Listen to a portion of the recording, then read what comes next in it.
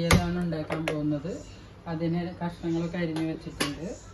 അതിലേക്ക് കുറച്ച് മഞ്ഞൾപ്പൊടി, ഉപ്പ്,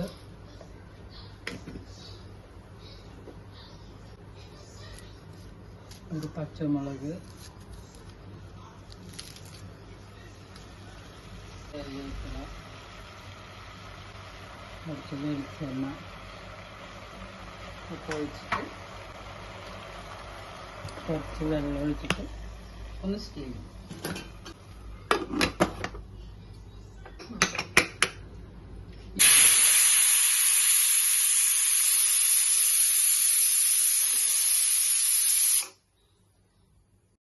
സ്റ്റീം വന്നതിന് ശേഷം അടുപ്പ് ഓഫ് ചെയ്തു. ഇനി അത് ആറിയതിന് ശേഷം നമുക്ക് ഒരു അരപ്പൊഴിക്കാല്. അതിന് കുറച്ച് നാളികേരം, ജീരകം, കുറച്ച് കറിവേപ്പില, ഒരു പച്ചമുളക്, കുറച്ച് ഉള്ളി, കുറച്ച് മഞ്ഞൾപ്പൊടി ഇട്ടിട്ട് തൈര് ഇട്ടിട്ട് നടിച്ചുകൊണ്ട് കുക്കറിന് ഞാൻ വേറൊരു പാത്രത്തിലേക്ക് കഷ്ണങ്ങളൊക്കെ മാറ്റി ഞാൻ അരപ്പ് ചേർക്കാൻ പോവാണ്.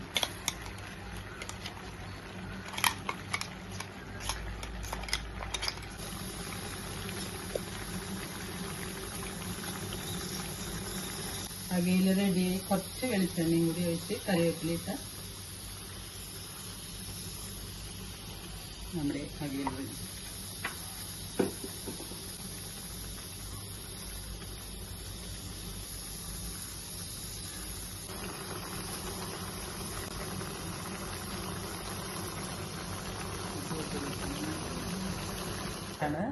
അത് എല്ലാവരും കണ്ടിട്ട് ഒന്ന് സബ്സ്ക്രൈബ് ചെയ്യുക, ഷെയർ ചെയ്യുക, ലൈക്ക് ചെയ്യുക.